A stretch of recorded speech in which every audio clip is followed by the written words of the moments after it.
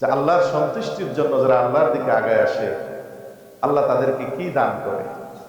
হাদিসটা সহিহ মুসলিম শরীফের 6698 নম্বর হাদিস। قال رسول الله صلى الله عليه وسلم من ذكرني في نفسه ذكرته في نفسي। নবীজি বলেন, যেই গোলাম আমাকে তার মনে মনে স্মরণ করে, আমিও ওই গোলামকে আমার মনে মনে স্মরণ করি। জোরে বলেন না সুবহানাল্লাহ। এই যে আমরা সুবহানাল্লাহ বললাম, কাকে স্মরণ করলাম বলেন? আল্লাহ বলেন, ওমান যাকারানি ফি মালাইন যাকারতুহু ফি মালাইন খায়রুম মিনহুম। যেই গোলাম আমাকে কোন মজলিসের মধ্যে স্মরণ করে, মাহফিলের মধ্যে স্মরণ করে, অনেক মানুষের মধ্যে আমাকে স্মরণ করে, আল্লাহ বলেন যাকারতুহু ফি মালাইন খায়রুম মিনহুম। আমি ওই দুনিয়ার মজলিস থেকে লক্ষ কোটি গুণ দামি মজলিসের মধ্যে আমার এই গোলামকে আমি স্মরণ করি।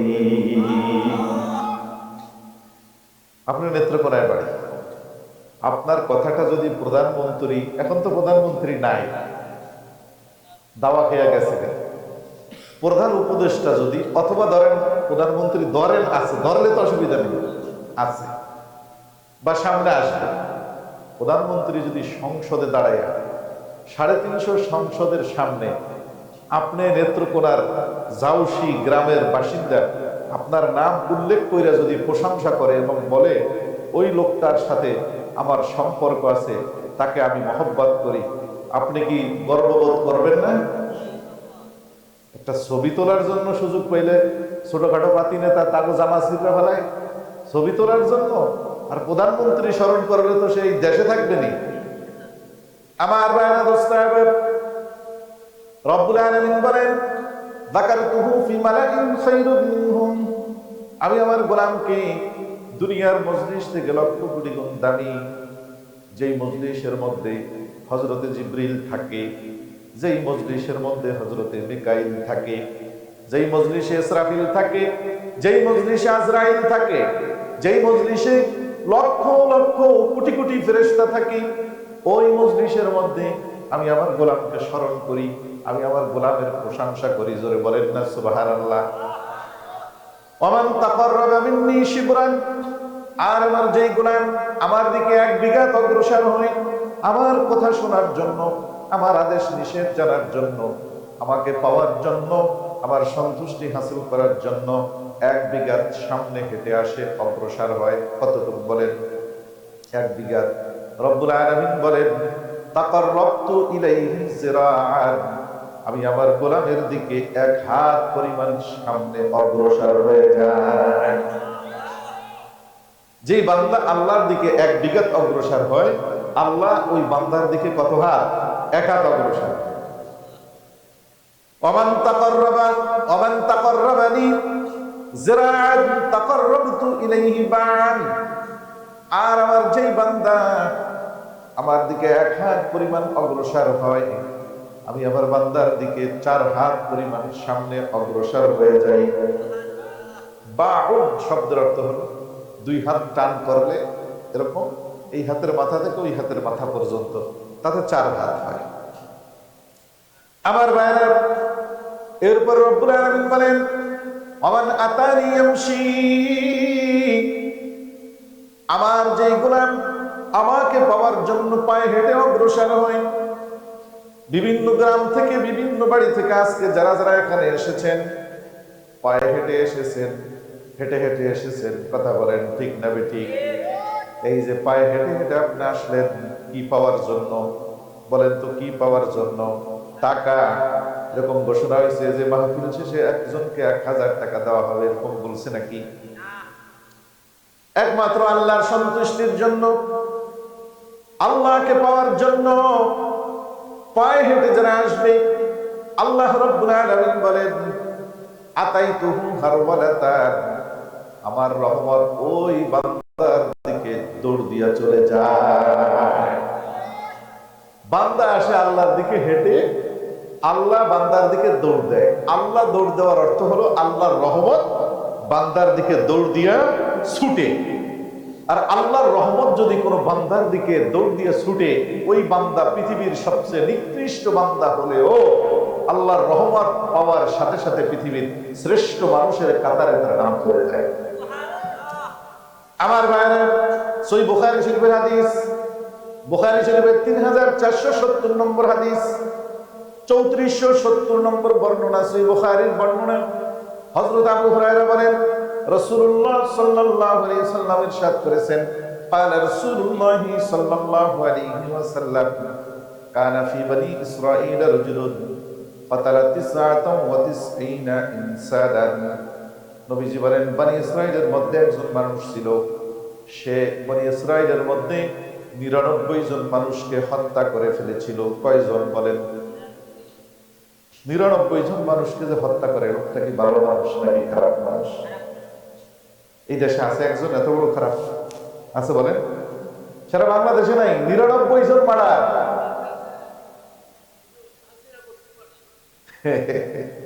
একজনই শুধু পাইছে। আমার ভাইরা, দোস্ত, 99টা মার্ডার করার পরে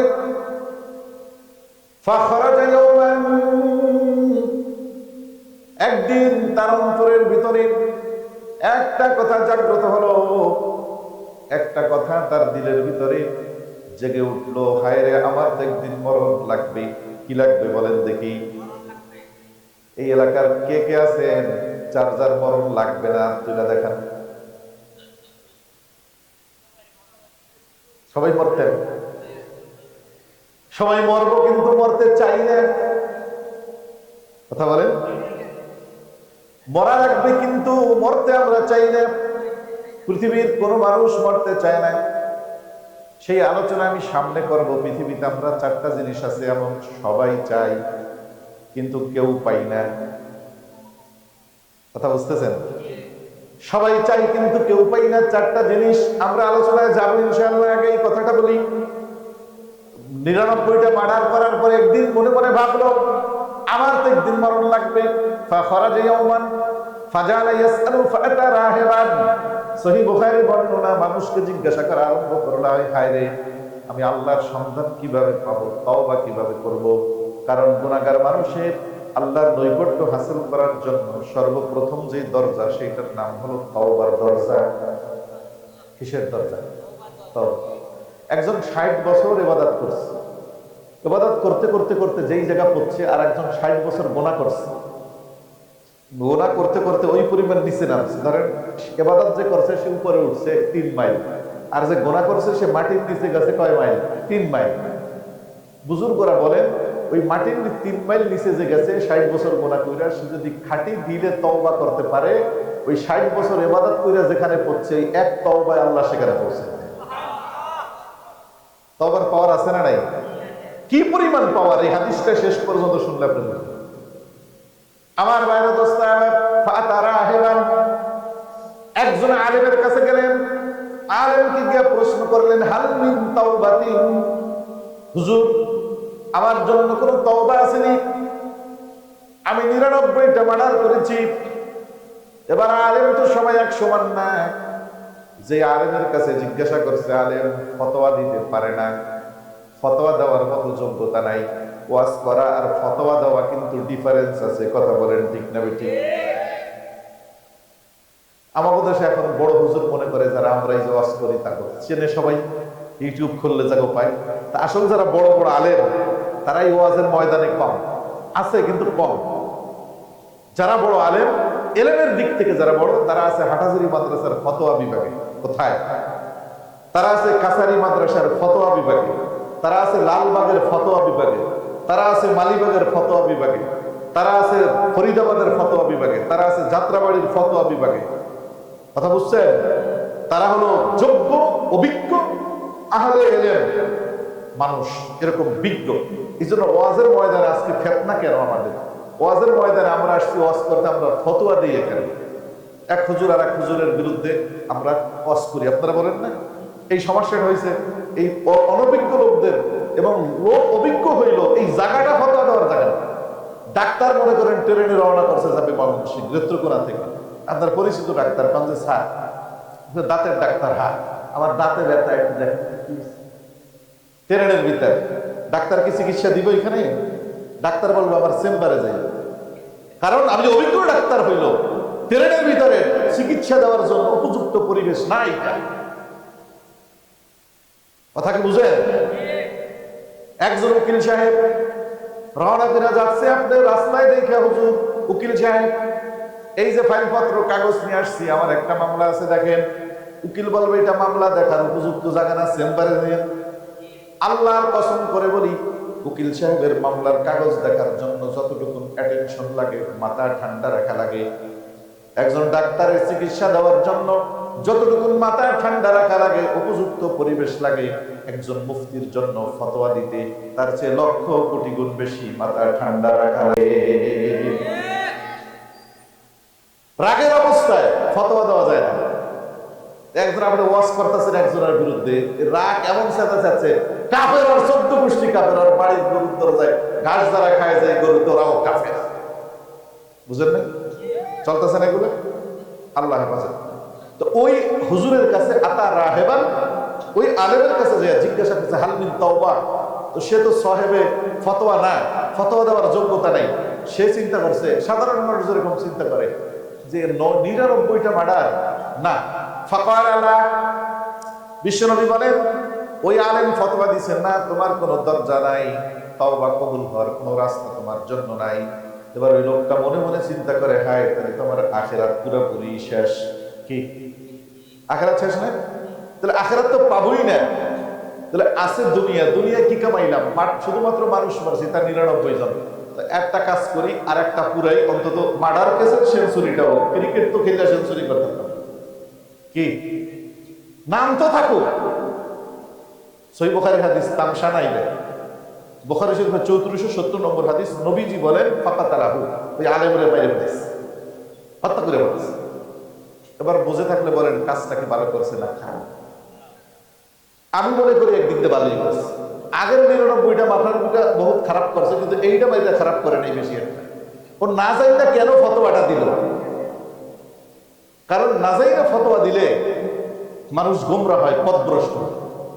তারপরে এরকম হত্যা করা বৈধ, এটা রাগের জন্য আমি বললাম আর কি। তো এইটা আবার শোধরাই দিচ্ছি যে ওই আলেমকে যে হত্যা করছে এটাও অন্যায়, কিন্তু আলেমও না যাই না ফতোয়া দিয়ে এটাও একটা কি করছে, অন্যায় করছে। কেন? এই হাদিসটার সামনে আমরা যাবো। আর একটা হাদিস সামনে, সহিহ বুখারী শরীফের 100 নম্বর হাদিস বরাবর রাসূলুল্লাহ সাল্লাল্লাহু আলাইহি ওয়াসাল্লাম বলেন, ইন্নাল্লাহ তাআলা ইয়াকবিজুল ইলমা বিকবজিল উলামা, আলেমদেরকে দুনিয়ার থেকে বিদায় দিতে দিতে দিতে দিতে উঠাই নিতে নিতে আল্লাহ ইলমকে দুনিয়ার থেকে উঠায় নিবে। হাত্তা লাম ইয়াবকা আলিমান ইত্তাখাযান নাসু রুউসান জুহালান ফাসুইলু ফাআফতাউ বিগাইরি ইলমিন ফাদাল্লু ওয়া আদাল্লু। নবীজি বলেন এমন এক সময় আসবে কিয়ামতের আগে, বড় বড় আলেম যারা, হক্কানি যোগ্য আলেম যারা, তাদেরকে আল্লাহ মৃত্যু দিয়ে দিবে। এর পরবর্তী জেনারেশন ওই পরিমাণ আলেম হবে না, পরবর্তী জেনারেশন ওই এলেমের যোগ্যতা রাখবে না। এরপরে হতে হতে সমাজের মধ্যে শুধুমাত্র লেবাসদারি কিছু লোক থাকবে, তারা আসলে ইসলাম সম্পর্কে কিছুই জানে না। তো মানুষ তাদের কাছে গিয়া ফতোয়া জিজ্ঞাসা করবে, ফাসুইলু ফাআফতাউ বিগাইরি ইলমিন, তাদেরকে জিজ্ঞাসা করবে, তারা না জেনে ইসলামের ব্যাপারে উল্টা পাল্টা যত সব ফতোয়া দিবে। ফাদাল্লু ওয়া আদাল্লু, নবীজি বলেন সে নিজেও পথভ্রষ্ট, গোমরা, জাহান্নামে যাবে, তার কথা যারা শুনবে ওরাও জাহান্নামে যাবে। আজরা নাই। এজন্য মাসালা জানার জন্য যোগ্য আলেমের কাছে যাইতে হবে। কথা কি বুঝছেন? হুজুর আমরা কেমনে বুঝবো? দুনিয়া তো সবই বুঝেন, ডাক্তার দেখাইতে হবে, 10 জনকে জিজ্ঞাসা করেন যে কোন ডাক্তারের কাছে গেলে আমার উপকার হবে, এইটা তো বোঝেন। তাহলে ডাক্তার যেরকম খুঁজে বের করেন, ঠিক তেমনি ভাবে আপনাকে আলেম, আপনাকে ওই ফতোয়া দেওয়ার যোগ্য আলেমকে, তাকে আপনাকে খুঁজে বের করা লাগবে। কথা কি বুঝতেছেন? এবার চলেন তাহলে ওই হাদিসে যাই। 100 খুন করার পরে ফাখরাজা ইয়াসআলু, কিন্তু ওই যে বলছিলাম একটা কথা, আগের হাদিসটা মনে রাখা লাগবে যে 1 বিঘা আগাইলে আল্লাহ তার দিকে 1 হাত অগ্রসর হয়। এবার ওই যে দিলের ভিতরে তাওবার একটা দরজা তালাশ করার জন্য বের হয়েছিল, রব্বুল আলামিন ওই ব্যক্তির দিলের ভিতরে সেই রহমতের দরিয়ায় ঢেউ দিয়া দিছে। সে বলে না না, 100 মার্ডার করছি তাতে কি হয়েছে, আমার আশাবাদী আমি যদি সঠিক আলেম খুঁজে পাই আমার আল্লাহ আমার জন্য তওবার দরজার ব্যবস্থা করে দিবে। জোরে বলেন সুবহানাল্লাহ। ফাকার লাহু রাজুলুন ইতি করিয়াতা কাযা ওয়া কাযা। হঠাৎ করে রাস্তার মধ্যে একজন লোকের সাথে দেখা, তবলিগওয়ালার অথবা সরমোড়ায় মুরিদ, যাদের কিছু আলেম ওলামাদের ব্যাপারে ধারণা আছে না নাই, নিজে আলেমরা কিন্তু দাওয়াতে তাবলীগের মেহনতের সাথে লাগার কারণে এই এলাকার ভিতরে, থানার ভিতরে, জেলার ভিতরে যোগ্য আলেম কারা কারা আছে তার একটা ধারণা হয়েছে না হয় নাই বলেন। এবার ওই লোক দেখে বলে যে কি ভাই কি ব্যাপার, বলে ভাই আমি অনেক পরেশান, আমার তো তওবা করা দরকার, কোথায় গেলে আমি তওবার রাস্তা খুঁজে পাবো। ওই তবলিগওয়ালা বলে ইতি করিয়াতা কাযা ওয়া কাযা। ওই যে একটা গ্রাম দেখা যায় নেত্রকোনার দুর্গাপুরে কাচারি মাদ্রাসা আছে, ওই কাচারি মাদ্রাসায় চলে যাও, সেখানে যে ইফতা বিভাগ আছে, মুফতি সাহেব আছে, তার কাছে যাও, তোমাকে সঠিক রাস্তা দেখাবে। জোরে বলেন না সুবহানাল্লাহ। আমার ভাইরা দোস্ত, আমার বিশ্বনবী বলেন ফাআদরাকাহুল মাউতু ফানাআ বিসাদরিহি নাহবাহা। ওই ব্যক্তি মনে বড় আশা নিয়ে রবের দরবারে তওবা করার উদ্দেশ্যে বের হয়ে গেল। নিজের বাড়ি থেকে যখন রওনা করলো, 2, 4, 5, 10 মিনিট হাঁটার পরে যাইতে লাগবে 5 ঘন্টা বা 10 ঘন্টা। হেঁটে হেঁটে যদি যায়, মাত্র 10 মিনিট 15 মিনিট যখন হাঁটলো, আল্লাহ রাব্বুল আলামিন তার হায়াতের চাকাকে ঘোরা বন্ধ করে দিলেন। ওই জায়গার মধ্যে তার মৃত্যু হয়ে গেল, মরণ হয়ে গেল। বলেন তো, আলেমের কাছে কি এখনো যাইতে পারছে? তওবা কি করতে পারছে? না শুধু রওনা করছে, বাড়ির কাছেও কিন্তু যায় না। আমাদের সমাজে অনেক মাথাফুলা লোক আছে, তারা কয় তারা হুজুরগুলোকে সম্পর্ক রেখে লাভ কি? আরে ছাগল তুই এটা বুঝবি কি? রাগ করেন নাকি আপনারা? আছে না নাই? নাস্তিক পন্থীদের খালাতো ভাই, ও শুধু আলেমদের দোষ ছাড়া আর কিছু দেখে না। আমার ভাইরা দোস্ত, আবার এবার বিশ্বনবী বলেন, দয়ার নবী বলেন ফাআদরাকাহুল মাউতু ফানাআ বিসাদরিহি নাহওয়াহা। ওই গ্রামের দিকে রওনা করলো, নিজের এলাকা থেকে বের হয়ে কিছু দূর যাওয়ার পরে তার মৃত্যু হয়ে গেল। এবার মৃত্যু যখন কোনো মানুষের হয়, ওই মানুষটা হয়তো জান্নাতি, না হয় জাহান্নামী। কথা বলেন ঠিক না বেঠিক? মুমিন মুত্তাকি যদি হয়, তার মৃত্যুর সময় আকাশ থেকে ফেরেশতা নাযিল হয়। রব ঘোষণা দিয়ে বলেন ইন্নাল্লাযীনা ক্বালু রাব্বুনাল্লাহ সুম্মা ইসতাকামু তাতানাজ্জালু আলাইহিমুল মালায়েকা। যদি মুমিন ব্যক্তি মৃত্যুর বিছানায় শায়িত হয়ে যায়, তার জান্নাতের সুসংবাদ দেওয়ার জন্য মরণের আগেই তার বাড়িতে 500 ফেরেশতা নাযিল হয়ে যায়। আমার ভাইরা দোস্ত, বিশ্বনবী সাইয়্যিদুল মুরসালিন বলেন মাসনাদে আহমদের 18534 নম্বর হাদিস, নবীজি বলেন ইন্নাল আবদাল মুমিন ইযা কানা ফি ইনকিতাইন মিনাদ দুনিয়া ওয়া ইকবালিন মিনাল আখিরাহ নাযারা ইলাইহি মালাইকাতুন মিনাস সামা বিজুল ওয়ুজুহ কাআন্না ওয়ুজুহুহুম শামস মা'আহুম কাফানুন মিন আকফানিল জান্নাহ ওয়া হুলুতুন মিন হুলুতিল জান্নাহ। বিশ্বনবী সাইয়্যিদুল মুরসালিন বলেন, মুমিন মুত্তাকি যখন মৃত্যুর শয্যায় শায়িত হয়ে যায়, তার বাড়িতে 500 নূরের ফেরেশতা আসে। সে জীবিত থাকতে মরণের আগেই সূরা সুবহানাল্লাহ বলেন মাহুম কাফারুম মিন আকফানিল জান্নাহ। দুনিয়ার মানুষ তার দেহের ভিতরে কাফন পরাবে প্রস্তুতি নেয়, আর আকাশের যে ফেরেশতারা আসে ওদের হাতে জান্নাতের রেশমি কাপড়ের কাফন থাকে। ওয়া হুনুতুম মিন হুনুতিল জান্নাহ, জান্নাতের মিশক আম্বরের ডিব্বা আতর সুঘ্রাণ নিয়ে আসে। সুবহানাল্লাহ। হাত্তা ইয়াজলিসুনা মিনহু মাদ্দাল বাসার, 500 ফেরেশতা তার উঠানে, বাড়ির ভিতরে, রুমের ভিতরে, বেডরুমে, খাটে, খাটের নিচে সব জায়গা বসে যায়। তার দৃষ্টি সীমা যত দূর যায় শুধুমাত্র ফেরেশতা দেখে, ফেরেশতা দেখে, ফেরেশতা দেখে। সুবহানাল্লাহ। এই হাদিস মিশকাত শরীফে আছে, 1541 নম্বর হাদিস। বড় একটা লম্বা হাদিসের মাঝখান থেকে বলছি, বারা ইবনে আযিব থেকে বর্ণিত। বিশ্বনবী বলেন সুম্মা ইয়াজিবু মালাকুল মাউত আলাইহিস সালাম। এর কিছুক্ষণ পর ওই 500 ফেরেশতা এসে তার কানে কানে বলে আল্লাহ তাখাফু। কথা বলা যাবে না, 500 ফেরেশতা কানে কানে বলে আল্লাহ তাখাফু ওয়া লা তাহজানু ওয়া আবশিরু বিল জান্নাহ। মুমিন মুত্তাকি, তোমার কোনো আখিরাতের জীবন নিয়ে ভয় নাই, দুনিয়ার জীবন নিয়ে কোনো হতাশা নাই। সুবহানাল্লাহ। দুনিয়ার গাড়ি করতে পারো নাই, বাড়ি করতে পারো নাই, ধন সম্পদ চেয়ারম্যান মেম্বারে কিছুই পাও নাই, কিন্তু তাতে তোমার কোনো আফসোসের কারণ নাই। সুবহানাল্লাহ বলে কেন কেন কেন কারণ নাই? আবশিরু বিল জান্নাহ, তোমার রব তোমাকে দুনিয়ায় জীবিত থাকতে জান্নাতের সুসংবাদ দিয়ে পাঠাইছে। কিন্তু হুজুর রাসূলুল্লাহ এখন কিন্তু মরে নাই, কিন্তু এই সুসংবাদ কানে পাইয়াছেন। মানুষের জীবনের সফলতা কোথায় মুসলমান সেটা বুঝতে হবে। আমরা আজকে মনে করছি চেয়ারম্যান হইলেই জীবন সফল, আমরা মনে করছি বিঘা বিঘা জমি কেন্দ্রে জীবন সফল, আমরা মনে করছি বিশাল বড় ব্যবসায়ী হইলে জীবন সফল। আল্লাহর কসম, ওয়ামাল হায়াতুদ দুনিয়া ইল্লা মাতাউল গুরুর।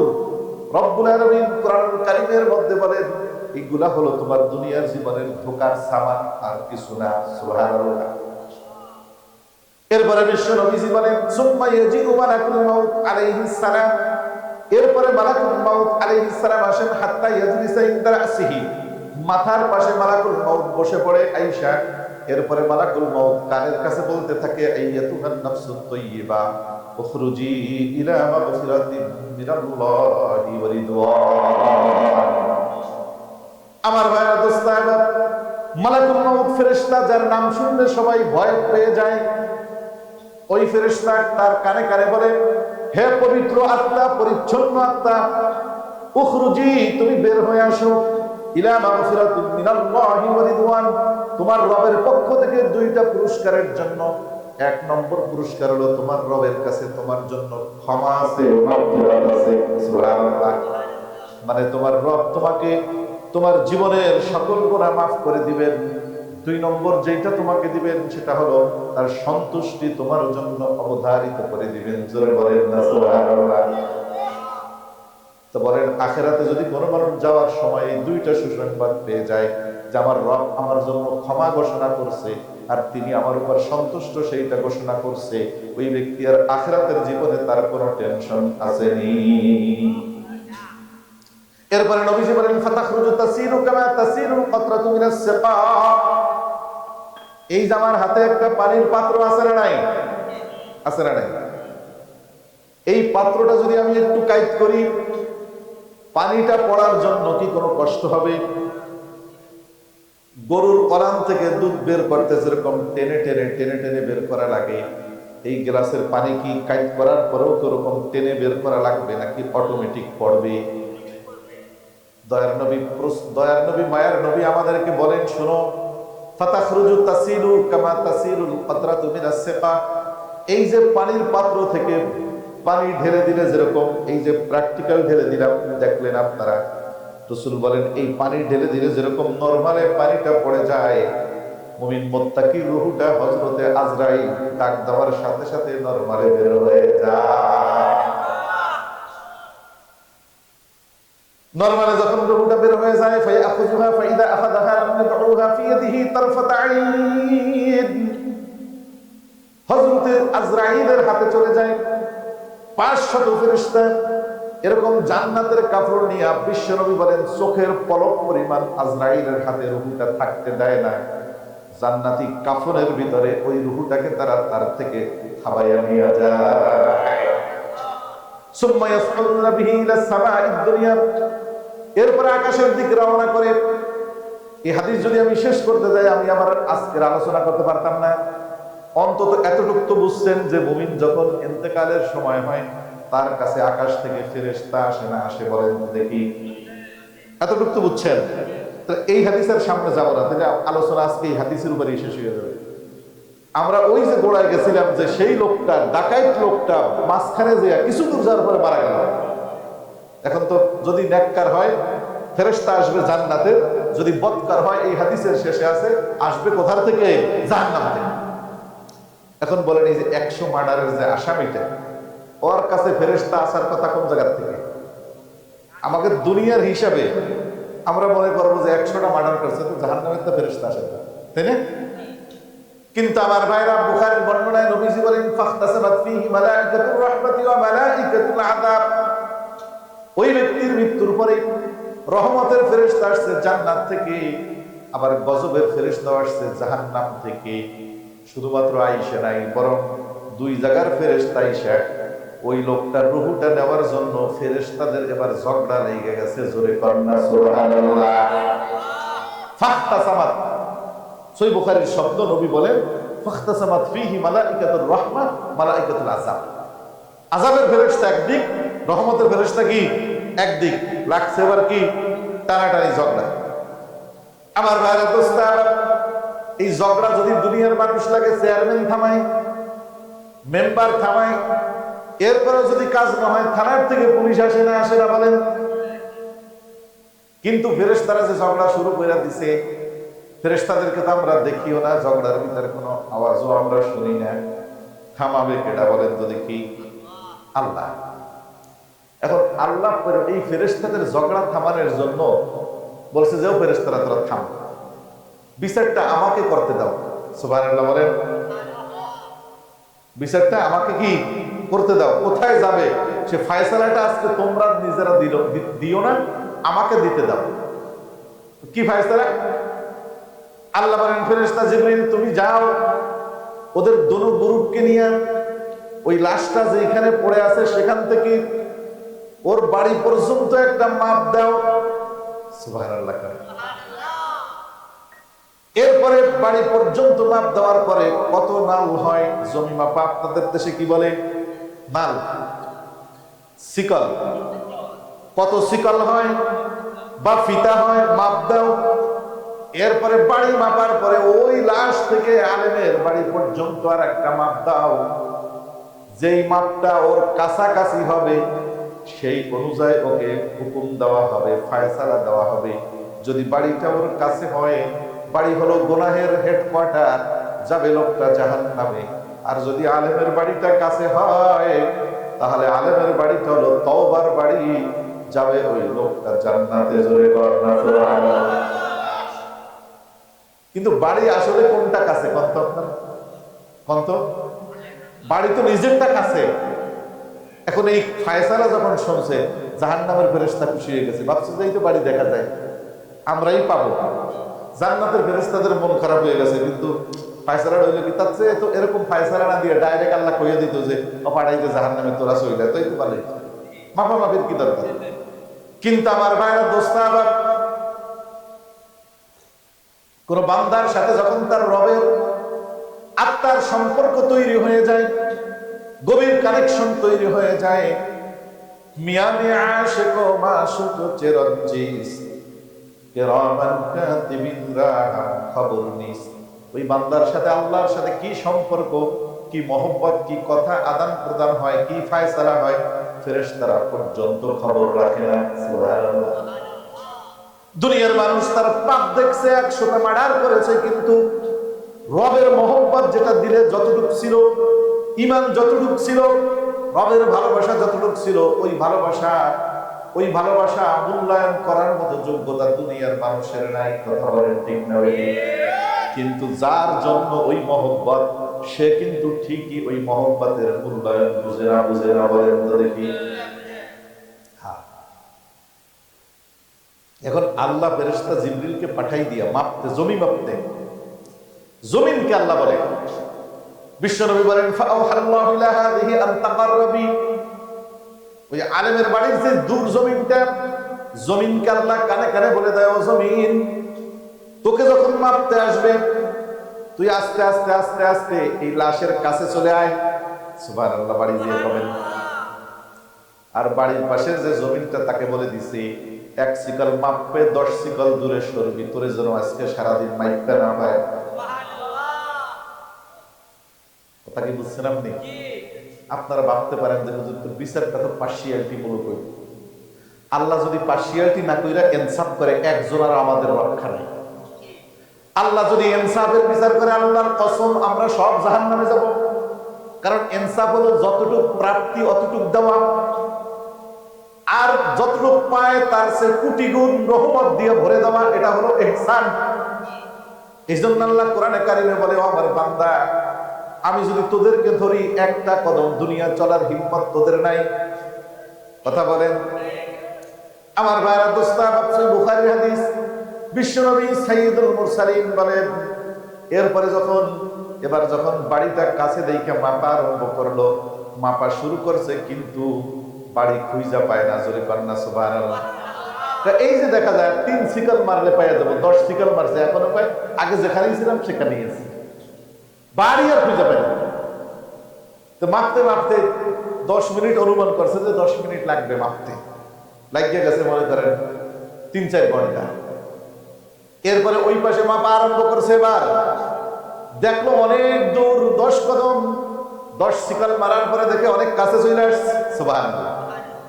এরকম কাছে আসতে আসতে আসতে আসতে বিশ্বনবী সাইয়্যিদুল মুরসালিন বলেন, ফাউজিদা ইলা হাদিহি আকরাবু বিশিবরিন। এই পাশের জমিন আর এই পাশের জমিন, দুইটা জমিনের ভিতরে ওই হুজুরের বাড়িটা 1 বিঘার কাছে হয়ে গেছে। জোরে কন্যা সুবহানাল্লাহ। ফাগুফিরা লাহু, আকাশ থেকে ফায়সালা আসছে, আমার বান্দাকে জান্নাতে বাড়ায়া দাও।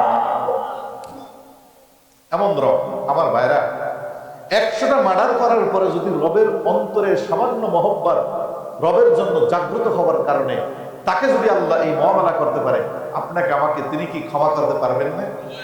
পারবেন না? আর বোঝা দরকার, ওয়াজ কি দরকার? বোঝা দরকার, ওয়াজ শেখা দরকার। দিন শেখা, ওয়াজ হলো শেখার জিনিস। আমরা এখন বলি কি, ওয়াজ শুনতে যাই, শোনা হলো কানের খোরাক, আর ওয়াজ এটা শোনার জিনিস না, ওয়াজ হলো বোঝার জিনিস, শেখার জিনিস। কথা কি বুঝতেছেন? তো এবার চলেন, আমরা যে সূরার আয়াত পাঠ করছিলাম, সেই সূরার নাম হলো সূরাতুল হিজর। সূরার নাম কি? সূরাতুল হিজর। এরকম একটা সূরা আছে কোরআন শরীফে। আজকে প্রথম নাম শুনলেন, কারা কারা হাত জাগান? এই সূরার নামটা আজকে প্রথম শুনলেন, কারা কারা হাত জাগান? কোনো কিসের লজ্জার ব্যাপার নাই, হাত জাগান, হাত জাগান, হাত জাগান। আলহামদুলিল্লাহ, আলহামদুলিল্লাহ।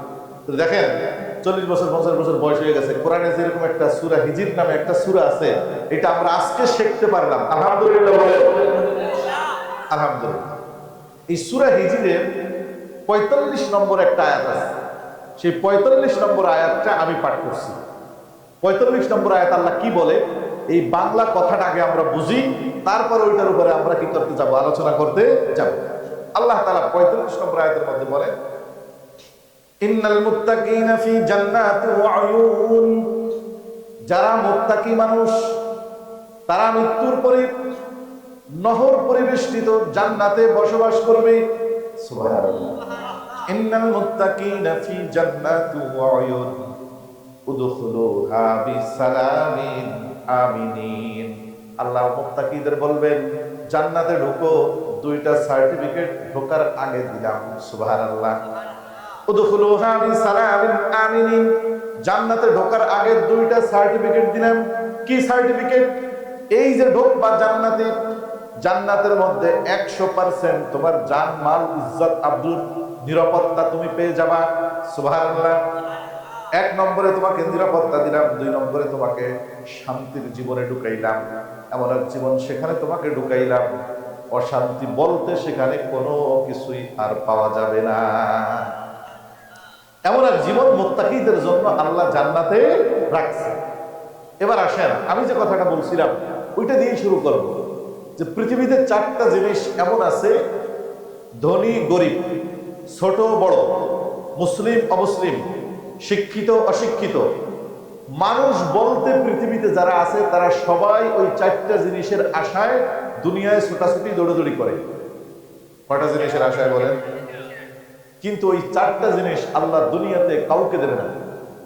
এই জন্য আল্লাহ বলছে, যেই জিনিস যেখানে পাওয়া যায় না, সেই জিনিসের জন্য সেই জায়গা সময় শ্রম ব্যয় করা, এটার নাম হইল ধোঁকা। এই জন্য বলছে, আল হায়াতুদ দুনিয়া ইল্লা মাতাউল গুরুর। দুনিয়ার যে জীবনে তোমরা আছে, এটা হলো ধোঁকার সামান, ধোঁকার জীবন। তাহলে সেই 4টা জিনিস কি আসে না? আপনারা যদি আমার সাথে একমত হন, তাহলে আপনারা আমার সাথে হা বলবেন। যদি বলবেন 2 মত হন যে না হুজুর, আপনি বলছেন এটা সবাই চায়, আমি চাই না, তাও আমার সাথে বলবেন। কথা কি বুঝতেছেন? 1 নম্বর হলো, পৃথিবীর সকল মানুষ সব সময় বাঁচতে চায়। শুধু ধনীরা বাঁচতে চায়, গরিবরা মরতে চায়? শুধু শিক্ষিতরা বাঁচতে চায় নাকি অশিক্ষিতরাও বাঁচতে চায়? আরে 99 বছর বয়স, 99 বছর বয়স, তাও নাকের ভিতরে অ্যাম্বুলেন্স লাগাইয়া এয়ার অ্যাম্বুলেন্সে সিঙ্গাপুরে পাঠাইল, সিঙ্গাপুর চিকিৎসার জন্য। তার মানে এখনো বাঁচাইতে চায় বাকি কি? আমার ভাইরা দোস্ত, আবার 2 নম্বর যেই জিনিস, সেইটা হলো সুস্থতা। পৃথিবীর সকল মানুষ সুস্থতা চায়, কেউ অসুস্থতা চায় না এই দুনিয়াতে। কথা ঠিক না বেঠিক? মনে রাখতে হবে, কিন্তু শিখাই, আমি যে বলছি ক্লাস করেন। 3 নম্বর যেই জিনিস আছে, সেই জিনিসটার নাম হলো যৌবন। পৃথিবীর সবাই জোয়ান থাকতে চায়, কেউ বুড়া হইতে চায় না। চাচাও চায় না, চাচিও চায় না, দাদাও চায় না, দাদিও চায় না, নানাও চায় না, নানিও চায় না। যেই পর্যন্ত হয়েছি থাক, আর যেন না ওই কথা কয় না। বলেন তো? আবার মহিলারা শুধু ক্রিম কেনে, ক্রিমে লেখা থাকে এই সোনো ক্রিমটা লাগাইলে 10 বছরের বয়স গোপন হয়ে যাবে, মানে 40 বছরের বুড়িকে 30 বছরের যুবতী মনে হবে। সেই ক্রিমও আমাদের দেশে কেনে, কেনে কি কেনে না? এটা কি আসল বাস্তব নাকি ধোঁকা? আমি সিলেট যেতেছি ওয়াজ মাহফিলে, ডেমরা ব্রিজ পার হইয়া একটা মোড় আছে, ওই চিটাঙের থেকে, নরসিংদী থেকে, ঢাকা থেকে 3 দিকের একটা মোড়। ওই মোড়ে দেখি যে বিশাল বড় এই প্যান্ডেলের মতো একটা সাইনবোর্ড, ওইখানে একটা বিশাল বড় মহিলা দাঁড়াই গেছে উপরে। আমি বলছি পাহাড়ের মতো উপরে ওই মহিলা ওইখানে দাঁড়াই গেছে, ঘটনা কি? দাঁড়ায় দেখি ওই কথাটা ওইখানে লেখা যে একটা ক্রিমের অ্যাডভার্টাইজ দিছে যে 10 বছর বয়স গোপন করুন মহিলাদেরকে। মানে আপনি যে 50 বছরে আছেন, এই ক্রিম ব্যবহার করলে চাচা ঘরে এসে দেখবে যে আপনি এখন জুয়ান হয়ে গেছেন। বলেন এটা কি হবে দুনিয়ায়? কিন্তু এটা হবে কোথায়? তিরমিজি শরীফের 2550 নম্বর হাদিস, নবীজি বলেন, ক্বালা রাসূলুল্লাহি সাল্লাল্লাহু আলাইহি ওয়াসাল্লাম, মা ফিল জান্নাতি ইন্না ফিল জান্নাতি লাসুকান মা ফিহা বাইউন ওয়ালা শিরা। জান্নাতের মধ্যে এমন একটা বাজার আছে, যেই বাজারের ভিতরে কোনো বেচা কেনা নাই। সুবহানাল্লাহ। তাহলে এটা আবার কেমন বাজার? নবীজি বলেন, ইল্লা সুওয়ার, সেই জান্নাতের ভিতরে আছে শুধু ছবির দোকান। কিসের দোকান? বাজারে দেখবেন, ঢাকা শহরে দেখবেন কিছু দোকান আছে শুধু ছবি বান্ধায় বান্ধায় রাখছে, নায়ক নায়িকা গায়িকা সাইকা যা আছে সবার শুধু ছবি আর ছবি আছে না দোকান। নবীজি বলেন জান্নাতের ভিতরে 2550 নম্বর হাদিস তিরমিজি শরীফের, নবীজি বলেন জান্নাতের এই বাজারের ভিতরে কোনো কেনা বেচা নাই, শুধুমাত্র ছবি টানানো আছে। ফাইদাশতাহার রাজুলু সূরাতান দাখালা ফিহা, একজন মানুষ যখন ওই বাজারের ভিতরে যাবে, একটা ছবি দেখবে, পছন্দ করবে, হায় কত সুন্দর চেহারা, কত সুন্দর নাক, কত সুন্দর চোখ, কত সুন্দর বুড়ো, আমার চেহারাটা যদি এমন হতো। আল্লাহর পয়গম্বর বলেন পছন্দ করার সাথে সাথে হুবাহুব নিজের চেহারাটা ওই রকম হয়ে যাবে। আমার ভাইরা দোস্ত, আবার রব তোমার জন্য কি রাখছে বানায়া, এই খবর পর্যন্ত নেওয়ার সময় হলো না। এই জন্য বলছিলাম 3 নম্বরে দুনিয়ার সকল মানুষ চায় জোয়ান থাকতে, কেউ বুড়া হইতে চায় না। কথা বলেন ঠিক না বেঠিক? তাহলে আগের 2টা মনে আসেনি? বলেন তো 1 নম্বরে মানুষ এই পৃথিবীতে সবাই কি চায়? আলহামদুলিল্লাহ, ভালো ছাত্র তো এরা। 2 নম্বরে কি চায়? 2 নম্বরে সুস্থতা চায়। 3 নম্বরে কি চায়? জোয়ান থাকতে চায় সদা সর্বদা। কি চায়? যৌবন থাকতে চায়, জোয়ান থাকতে চায়। বুঝেন নাই? ওই যে পোলাপান যারা পিছনে আছে, চুল যখন কাটতে যায় তখন চুলের দেখবেন নাপিতদের দোকানে 10টা 20টা ডিজাইন বাঁধানো আছে। একটা আছে মেসির ডিজাইন, আর একটা আছে শাহরুখ খানের ডিজাইন, আর একটা আছে সাকিব খানের ডিজাইন, আছে না নাই? Neymar design. তো ওদেরকে জিজ্ঞাসা করে কোন ডিজাইন দেবো, ওরা তাকায় দেখে কোন ডিজাইনটা বেশি ভালো লাগে, দেখে যে ওই যে নতুন একটা ডিজাইন আসছে, ওই ডিজাইনটা দাও, মনে মনে ভাবে এটা দিবি, মাইয়ারা বেশি পছন্দ করবে। চান্দু তুমি ডিজাইন যাই ওখানে দাও, বাসায় যখন ফেরবা তুমি যেই আব্দুল্লাহ সেই আব্দুল্লাহ। কিন্তু তোমার রব তোমার জন্য জান্নাত ওইটা রাখছে যেটা তুমি দুনিয়ায় চাও। কথা বলেন ঠিক না বেটি? যেটা তুমি দুনিয়ায় চাও, যে আমার চেহারাটা যদি পরিবর্তন হয়ে যাইতো, ফেসিয়াল লাগাও, আমি যদি সাকিব খানের মতো হইতে পারতাম, জান্নাতি যুবকদের যে চেহারা সেখানে থাকবে, সাকিব খান ওই চেহারার কাছে টিস্যু পেপারও যোগ্য না। কথা বলেন ঠিক না বেটি? আমার ভাইয়েরা, তিনটা গেল। চতুর্থ নম্বর যে জিনিসটা পৃথিবীতে সবাই চায়, মহিলারা একটু বেশি চায়, সেইটার নাম হলো শান্তি। সেইটার নাম কি? সেইটার নাম হলো শান্তি। খেত খামার করি আমরা শান্তির আশায়, যারা চাকরি করে শান্তির আশায়, বিদেশ চলে যায়। এই আপনাদের বয়ানে আসার আগে আমার এক দোস্তর সাথে কথা হয়েছে, সৌদি আরবে থাকে। 3 দিন আগে ওর বাড়িতে গেছিলাম মাদারীপুর ওয়াজ মাহফিলে। 15 বছর আগের পুরানো বন্ধু, 15 বছর পরে ওর এলাকায় ওয়াজ মাহফিলে গিয়ে খুঁজা বের করছি। খুব ঘনিষ্ঠ সম্পর্ক। ফোন দিছে, তাহলে এই যে সম্পর্ক, এই যে ফোন দিছে, যে ছেলেটা 8 বছর বিদেশে আছে, বউ বাড়িতে আছে, সন্তান সন্ততি সবাই বাড়িতে, টানা 8টা বছর বিদেশে আছে। বলেন তো কিসের আশায়? শান্তির আশায়। যে বউ দুনিয়ার সকল শান্তির মূল কেন্দ্র, ওই শান্তিটা পাওয়ার জন্য বউ থুয়াও মানুষ 10 বছর 20 বছর বিদেশে যায়। এটার নাম দুনিয়া দোস্ত। এটার নাম কি? এই জন্য শান্তি। তো মহিলারা বেশিরভাগই শুধু শান্তির জন্য দোয়া চায়, শান্তি আসে না। কারণ কি? এই কথার ভিতরে আর একটা হাদিস বলি, এই কথাটা মনে রেখে এই 4টা শেষ। যেই 4টা আমরা দুনিয়া চাই পাই না, পাবো কোথায় সেটা আলোচনা করব। তো মহিলাদের সমস্যাটা কি? সহিহ বুখারী শরীফের 29 নম্বরে একটা হাদিস আছে, আব্দুল্লাহ ইবনে আব্বাস থেকে বর্ণিত, ক্বালা রাসূলুল্লাহ সাল্লাল্লাহু আলাইহি ওয়াসাল্লাম উরিদুন নার ফাইদা আকতারু আহলিহান নিসা। নবীজি বলেন, আমি জাহান্নাম দেখছি, জাহান্নামও দেখছি। জাহান্নামের মধ্যে গিয়ে দেখি পুরুষের তুলনায় নারীদের সংখ্যাটা বেশি। পুরুষের তুলনায় সংখ্যাটা কি? মহিলারা, মা বোনরা ভাববে হুজুর শুধু আমাদের ব্যাপারে নেগেটিভ ওয়াজ করে। আরে আপনাদের বাঁচানোর জন্যই তো আমরা ওয়াজটা করি। কথা বলেন। আমরা চাই আপনারা দুনিয়ার থেকে সংশোধন হয়ে যান। আপনারা যদি সংশোধন হয়ে যান, জান্নাতে যাওয়া আপনাদের জন্য পুরুষের চেয়ে অনেক অনেক বেশি সহজ। কথা বলেন ঠিক না বেঠিক? বলেন সেইটাও বলবেন, আগে এই হাদিসটা বলি। তো নবীজি বলেন, উরিদুন নার, জাহান্নাম দেখলাম। কি দেখলাম?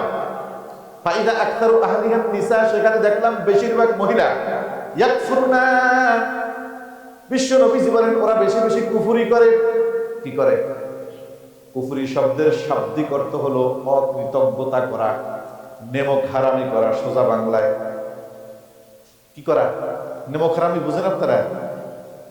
নেমক হারামি করা। সাহাবায়ে কেরাম বলেন, আয়াকফুরুনা বিল্লাহ, মহিলারা কি আল্লাহর সাথে কুফরি করে? ওয়ার আল্লাহ ইয়াকফুরুনাল আশিরাতা ওয়া ইয়াকফুরুনাল ইহসান। নবীজি বলেন, না, আল্লাহর সাথে কুফরি করে না, নামাজ ঠিক মতো পড়ে, রোজাও ঠিক মতো রাখে, বরং নামাজ রোজায় আমার পুরুষ উম্মত থেকে ওরা বেশি এগিয়ে আছে। কথা বলেন ঠিক না বেঠিক? আপনি নিজেই জানেন না যে আজকে শবে বরাতের রোজা বা শুক্রবারের রোজা, সোমবারের রোজা, বাড়ি যেয়ে দেখবেন যে বাকি সব রোজা রাখছে।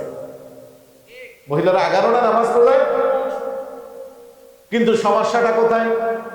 নবীজি বলেন, ইয়াকফুরুনাল আশিরাতা ওয়া ইয়াকফুরুনাল ইহসান, তারা স্বামীর নেমখারামি করে এবং স্বামী যে তাদের উপরে খেতে খামারে খাটে, 10 বছর 15 বছর বিদেশে প্রবাসে থাকে, পাহাড়ের চূড়ায় উঠা কাজ করে, সমুদ্রের ভিতরে ঝাঁপ দেয়, এই যে আগুনের ভিতরে কাজ করে, লোহার রডের মিলে কাজ করে, 20 তলা বিল্ডিং এর বাহির দিয়া বাঁশ বেঁধে উঠে রঙের কাজ করে। ঢাকার শহরে আছে না নাই? এই যে পাহাড়ে উঠলো, সমুদ্রে ঝাঁপ দিল, আগুনের ভিতরে নামলো, 20 তলা বিল্ডিং এ জীবনে ঝুঁকি নিয়ে উঠলো, একমাত্র একজন প্রিয়তম স্ত্রীকে সন্তুষ্ট করার জন্য। কথা বলেন, আমাদের যদি বউ না থাকতো, 5 বিঘা 10 বিঘা জমি দিয়ে কি লম্বা করতাম আমরা? কয়টা ভাত লাগে একজন পুরুষের পেট চালাইতে? তবলিগে বইটা থাকলে তো ভাবই খাওয়ানো লাগতো। মানুষ কি একদিন কাম করলে 1 মাস চলানো যায়। এই চাকরি বাকরি ব্যবসা বাণিজ্য যা আছে এইটা একমাত্র কাকে কেন্দ্র করে বলেন? স্ত্রীকে কেন্দ্র করে। স্ত্রী আছে, তারপরে সন্তান সেখান থেকে আল্লাহ দিছে।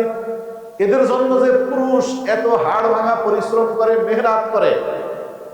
প্রিয় নবী বলেন, লাউ আহসানতা ইলা ইহদাহুন্না দাহরা, এভাবে 12 বছর পর্যন্ত কষ্ট করে একটা নারীকে তাকে সুখে রাখার জন্য তুমি কষ্ট করলা, তুমি তাকে খাওয়াইলা, পড়াইলা, টাকা দিলা, পয়সা দিলা, চিকিৎসা দিলা, ঘরের ভিতরে মেম সাহেবের মতো শুধু তৈয়ার বাজার পায় আর রান্না করে আর খায়, তোমারেও খাওয়ায়।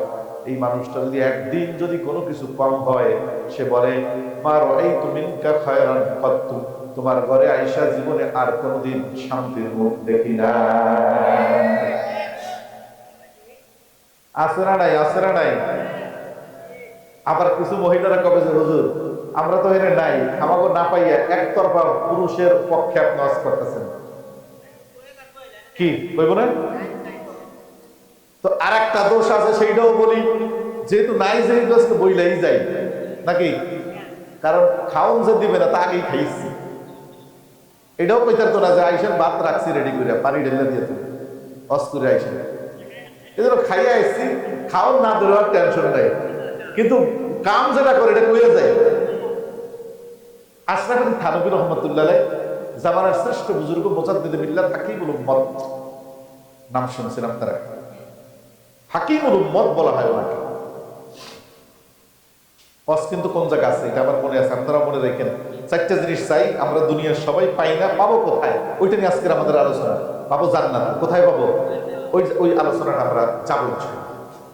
ওনার কাছে একজন মহিলা গিয়া ওনার খাদেমকে বলতেছে, হুজুর আমার স্বামীটা বড় খারাপ, কথা কওয়ার আগেই মনে করেন যে হাত চলে, যদি জিজ্ঞাসা করি যে মারো কেন, তাই লাইখানে আরম্ভ করে। এইভাবে জুলুম নির্যাতনের ঘর সংসার আমার করতে হয় দীর্ঘদিন পর্যন্ত।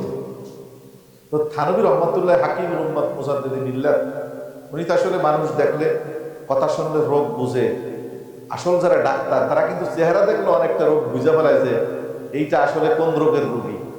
দুনিয়ার চিকিৎসা না বুঝলো আখিরাতের যারা ডাক্তার তারা আসলে চেহারা দেখলে বোঝে যে এই রোগীটার আসলে সমস্যা। উনি ওনার খাদেমকে একটা বোতলের ভিতরে পানি পড়ে দিচ্ছে, আসলে ফুটু কিছুই দে নাই, খুদাই পানি এক বোতল ভরে দিচ্ছে। বলছে কি, এই পানি বোতল ওই মহিলাকে দাও এবং বলো যে পানিটা খাওয়াও যাবে না, ফালানোও যাবে না। কি করতে হবে? বলে আপনার স্বামী যখন ঘরে আসবে, স্বামী কি করে? খেতে খামারে কাজ করে। স্বামী যখন কাজ বাজ করে ঘরে ঢুকবে, তখন এখান থেকে একটু পানি মুখে নিয়ে গেলাও যাবে না, ফালানোও যাবে না, মুখের ভিতরে রাখতে হবে। কথা কি বুঝছেন না? আপনি বুঝেন নাই? বুঝছেন? মানে মুখটা বন্ধ রাখতে হবে। বলে তারপর হুজুর বলে তারপর নাই, স্বামী আসার পর এরপরে স্বামী যা যা কয় এই কথাগুলো শুনতে হবে। অন্তত 15টা দিন আপনি এই কাজটা করবেন। স্বামী ঘরে আসবে, সাথে সাথে মুখের ভিতরে পানি দিবেন, পানি দিয়ে এখন স্বামী কবে যে আমার লুঙ্গিটা দাও, লুঙ্গিটা দিবেন, পানি গরম দাও, পানি গরম দিবেন, খাবার চাইলে খাবার দিবেন, যা যা তার ওই সময় প্রয়োজন ওই ব্যবস্থাটা আপনি করবেন। বেশি দিন এই কষ্ট করা লাগবে না, মাত্র থানভী রহমতুল্লাহ বুঝছে যে এই সমস্যাটা আসলে কোন জায়গায়। কথা বুঝছেন? আচ্ছা, কারণ মহিলাদের হইল সোপায় জোর বেশি আর পুরুষের হইল হাতে জোর বেশি। কথাটা কি বুঝছেন? এই জন্য সোপা যদি নিয়ন্ত্রণ হয়, হাতও নিয়ন্ত্রণ হবে। সোপা যদি দ্রুত বেগে চলে তাহলে হাতও দ্রুত বেগে চলবে। পুরুষের তো ওর মতো এত সোপা চালানোর টাইম নেই, তো কাজে যাইতে হবে। এই জন্য তাড়াতাড়ি দপাস দপাস দিয়ে সে আবার যাইতে হবে। কথা কি বুঝছেন নাকি বুঝেন নাই? থানভী রহমতুল্লাহ এই কাম করতাম। মহিলা তো আসলে বুঝে নাই যে ঘটনা কি। কারণ ওই মহিলাকে যখন আইসা ওই স্বামী কয়, এই পানি পানি গরম দিছো, পানি গরম দেবো, নবাবের নবাব, আমি কি ঘুমাই গেছি? আসলে ঘুমাই আসি না, কোনো কাম করে নাই, মোবাইল চাপতে বলে দিয়ে মনে করছে এখন খেতে তাইব 11:30 বাজে, এখন উঠছে, এখন কাম দেখাচ্ছে। বুঝেন নাই? আসলে ঘুমাইয়া কিন্তু থাকে আর মোবাইল হিসেবে এখন একেবারে সব শেষ। তো মুখ চালায় মনে করেন জম্বের মতো। তখন এই কাম বন্ধ করার জন্য পানি দেশে মুখের ভিতরে লাগে। এখন আজকে যখন বাড়ি স্বামী তো এই জন্য হাল চাষ কইরা গরু পিটানোর লাঠিটা আবার খেতে রাইখে আসে না, লগে নিয়ে আসে, কারণ বোঝে যে এটা এখানেও কাজে লাগছে, গরু আটানোর জন্য ওই বাড়িতেও কিছুটা কাজে লাগাই হবে। এইভাবেই সংসার করে আগাইছে। এই 30-40 বছর সংসারের বয়স, ওই লাঠি সে তার বুঝে হয়ে গেছে, এটা আমার লাগিয়ে নিয়ে যাবে। আজকেও এই লাঠি নিয়ে আসছে, কিন্তু লাঠি যে চলে, এই মহিলা মনে করছে যে তাবিজ তোমার দিলে লোক ঠিক হয়ে যাবে। কথা বুঝছেন? এই জন্য হুজুরের কাছে গেছে। উনি তো আমাকে মতো হুজুর গেছে, 20টা পাইয়া আপনি তাবিজ দিয়ে দেন। উনি তো আসল রোগ ধরে ট্রিটমেন্ট দিচ্ছে। তো উনি আজকে কি করছে, পানি মুখে দিয়া মানে খালি ফট ফট করে খালি, মানে মনে মনে যে আসতে লাগছে, এখন পানি গরম দাও, খাবার দাও, এখন একটু মোবাইল চাপো, আরামে বইয়া বইয়া তার একটা ডিস্টার্ব শুরু করবে। ঠিক না বেঠিক? কিন্তু হুজুর যে কয়ে দিয়েছে 15টা দিন কষ্ট করতে হবে, এখন পানি মুখে দিয়া আছে বা ঘরের ভিতরে ঢুকছে, ওই ওনার তো অভ্যাস আগে যে এক ডাক দিলে তো কথা শুনবে না, দ্বিতীয় ডাকি আপনি, প্রথম ডাক মোটামুটি ভালো দিলে দ্বিতীয় ডাক দিয়ে আপনি ওই আর কি গালি দিয়ে শুরু করেন। আজকে আইসা যখন প্রথম ডাক দিছে, এই কই, দেখে যে সর্বনাশ, সামনে আমরা হুট করে লাভ দিয়ে আসছে, কথা কয় না কিন্তু সামনে চলে আসছে। কই আমার লুঙ্গি কই, সাথে সাথে লুঙ্গি দিছে। গরম পানি লাগবে গোসলে, গরম পানির ব্যবস্থা করে দিছে। এখন পুরুষে চিন্তা করে যে সর্বনাশ, কি ব্যাপার, ঘটনা কি, কি হইল? লাঠি তো আজকে লাগলো না, কামে লাগলো না, তো গোসলও করছে, লুঙ্গিও ঠিক মতো পাইছে, পানিও গরম পানি পাইছে, শীতের দিন গোসলও করছে। এবারে গোসল করে দেখা যায় এখন তো চাপে আনে তেল, আগের তাই দিয়ে রাখি, যা চাইলে তবে আগেই দিয়ে রাখি, তেলটাও দিছে। এরপরে মনে মনে, কারণ মুখ দিয়ে তো কথা বলা যাবে না, মুখে তো কি পানি, বাবেজের উপরে তো চাইবো ভাত, তো ভাত যখন চাবে তারপরে দেবো, আগেই দিয়ে রাখি, আগেই ভাত দিছে। যখন এগুলো দিছে, এখন ওই পুরুষ ভাবে, হায়রে আমার স্ত্রী তো ভালো হয়ে গেছে, এই দিন ঠিক মতো সার্ভিস পাওয়ার পর এই পুরুষ এখন চিন্তা করে যে আব্দুল্লাহর মা, দেখি এটাকে আসলে কোনো বিপদে পড়ে করলো নাকি সত্যি ভালো হয়েছে। পরের দিন চিন্তা করে লাঠি কি নেবো কি নিব না, তারপরেও নি, যদি বাইচান্স ভালো না হয়। ওদিনও লাঠি আনছে, ওই দিনও সার্ভিস পাইছে, তৃতীয় দিন আর লাঠি আনে নাই। সুবহানাল্লাহ কয় না? তৃতীয় দিন বিশ্বাস হয়েছে যে না, এখন আমি বাড়ি যাওয়ার পর আমার যেটা চাহিদা, একজন পুরুষের কত আহামরি চাহিদা বলেন? পুরুষ কি বউরে কইছে টাকা পয়সা নাই, খেত খামারে কাজ করি আমি, তুই আগামীকালকে তুইও কাজ কর, বলছে? বলে নাই। যত কাজ করা লাগুক, ওভার টাইম করা লাগুক আমি করবো, কিন্তু তুমি একটু ঠিক মতো আমার একটু কি করো, শান্ত রাখো, তাই না? এটা তো একটা পুরুষের চাহিদা। একটু খাও, নিজের টাকা দিয়ে কামাই করে বাজার করে একটু রান্না করে দিবা, একটু পোশাক আশাকটা আগায় দেবা, কথা বললে একটু শুনবা, বাস এতটুকু নিবে একটা পুরুষের চাওয়া। তৃতীয় দিন আর লাঠি আনে নাই। এখন তৃতীয় দিন দেখে যে আলহামদুলিল্লাহ, চতুর্থ দিন থেকে এখন ওই পুরুষ আরো মিষ্টি ভাষায় কথা বলা আরম্ভ করছে। সুবহানাল্লাহ বলেন। এখন আজকে বাজারে যাওয়ার সময় জিজ্ঞাসা করতেছে যে আব্দুল্লাহর মা, তোমার কিছু লাগবে থাকবে নাকি, কাপড় চোপড়, সাজগোজ, তেল ঠেল আছে নাকি? এখন স্ত্রীও চিন্তা করে হুজুরের পানি পড়ায় তো কাজ হয়েছে, এই ঠাড়া পড়া এই 50 বছর 40 বছর সংসার করি, জীবনে আমার তেলের কথা জিজ্ঞাসা করলো না। তেল শেষ হইয়া একটা কুখ্যাত বোতল উদ্দুর করে থুইয়া 3 ঘন্টা, তারপর একটু মাথার তাইলে দিই, পরে তেলের কথা কইল হজ কইরা উঠে। সেই দিন না আল্লাহ মাথা লিটারতে, অথচ 6 মাস আগে আনছে। এখন আমার তেল আছে, তারপরেও জিজ্ঞাসা করে, তার মানে হুজুরের পানি পড়ায় কাজ হয়েছে। এখন উভয় পক্ষ থেকে সম্পর্ক ভালো হবে না খারাপ হবে বলেন? এক সপ্তাহ পর, বেশি দিন যায় নাই, চিন্তা করে হুজুর যেহেতু একটা তদবির দিলেন, গাছের একটা লাউ দিয়ে এসে হুজুর, তো হুজুরের একটা লাউ নিয়ে গেছে, খাদেম রেখে এটা হুজুরে দিয়েন কেন? বলে আমার স্বামী আলহামদুলিল্লাহ চরিত্র ভালো হয়ে গেছে। কথা বুঝছেন? তো হুজুর পরে ডাইকে কয়, শুনো, চরিত্র ভালো হওয়ার যে মেডিসিন, এইটা আসলে তোমার কাছেই আছে। এই যে পানি যখন শেষ হয়ে যাবে, এই পানি তুমি সারা জীবন মনে মনে ভাববা যে তোমার মুখে পানি আছে। অন্তত পক্ষে মেজাজ যখন খারাপ হবে, গরম হবে, মেহনত কইরা ঘরে আসবে, ওই সময় তারা যখন কোনো উল্টা কথাও যদি বলে, ওই সময় নারীদের ধৈর্য ধারণ করা লাগবে, সবর করা লাগবে। কারণ মনে করেন বাজারে তো আসতে সময় এক লোকের লগে ঝগড়া করে আসছে, ওই লোক হাওলাদার বংশের, উনি হইল শেখ বংশের, ওর লগে পারে নাই, কি হয় না? না হয়। মেজাজ মেজাজ তো খারাপ, কারণ ওর সাথে মারামারি করতে গেলে ওর বংশ বড়, ঝামেলা হবে। কিন্তু ভিতরে জিদ আছে না নাই? ওই জিদ রয়ে এসে ঘরে ঢুকছে। কথা বুঝছেন? ওই জিদ নিয়ে ঘরে ঢুইকা এখন ডাক দিছে, এক ডাকে কথা শোনে না, খবর পায় না, পরের ডাকে তাও আওয়াজ নাই, আর এক ঘরে গিয়ে বসে রয়েছে। তখন মেজাজ খারাপ হবে কি হবে না? ওই যে আওলাদার বাড়ির লোকের উপরে যেই মাথা গরম হয়েছিল, এই সব ডালবে কোন জায়গায় গরুর ঘর ডালবে। আর ওই বউতে কবে যে আরে শুধু 2 মিনিট দেরি হইলো, এত যদি এত জরুর হয় তাই বাস্তব কেমনে 2 মিনিট দেরি হবে কেন তোমার? কথা কি বুঝছেন না বুঝেন নাই? তাহলে সংসার এভাবে যদি আমরা চলি, থানভী রহমতুল্লাহ রসুল মোতাবেক নারীরা যদি স্বামীর মেজাজ বুঝা একটু চলে এবং সবরের মাধ্যমে চলে, পৃথিবীতে এর চেয়ে বড় কোনো জালিম স্বামী নাই যে তারপরেও তার উপরে জুলুম করবে। কথা বলেন ঠিক না? আল্লাহ আমাদেরকে তৌফিক দান করে। যেই কথা আমরা আলোচনা করতেছিলাম যে 4টা জিনিস। কয়টা জিনিস? এখন তিরমিজি শরীফের 3246 নম্বর হাদিস, তিরমিজি শরীফের 3246 নম্বর 3246 নম্বর হাদিস, নবীজি বলেন এই 4টা জিনিস মনে রাখেন: বাঁচতে চাওয়া, সুস্থ থাকতে চাওয়া, জৈবন চাওয়া, শান্তি চাওয়া। তাই না? এটা আমরা দুনিয়া সবাই চাই। পৃথিবীতে আমরা এমন কোনো মানুষ পাই না যে সব সময় বাঁচবে, কিয়ামত পর্যন্ত বাঁচবে। এমন কোনো মানুষ দুনিয়া আছে? যদি কিয়ামত পর্যন্ত বাঁচেও কিয়ামতে ঘুম দিলে তো আর বাঁচবে না, মরণ আছে না নাই?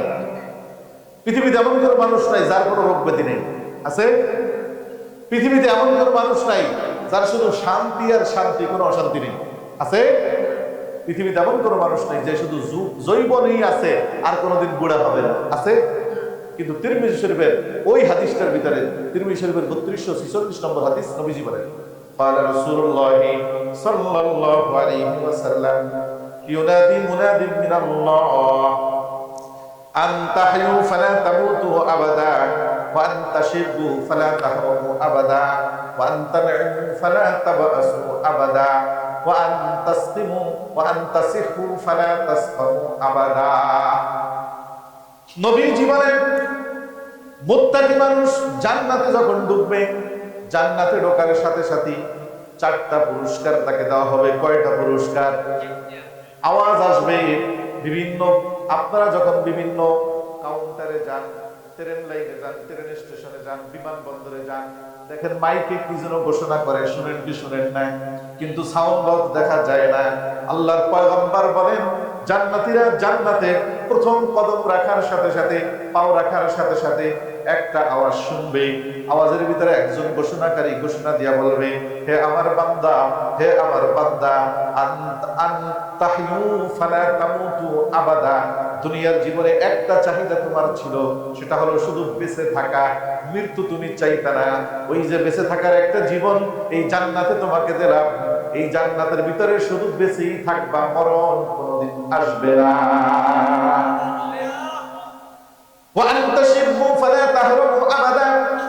এই যে জান্নাতের জীবন তোমাকে দিলাম, এই জীবনে তুমি শুধুমাত্র জোয়ান থাকবা, বুড়া কোনোদিন হবে না।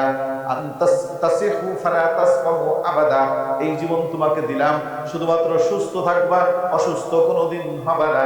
এই জীবন তোমাকে দিলাম, এই জীবনে শুধু শান্তি আর শান্তি আর শান্তি, অশান্তি কোনোদিন চোখে দেখবা না। আমার জান্নাতে যে মানুষগুলো যাবে, আল্লাহর পয়গম্বর বলেন জান্নাতের যে জমিনটা তারা ব্যবহার করবে, জমিনটার দাম কত? জমিনটার দাম কত?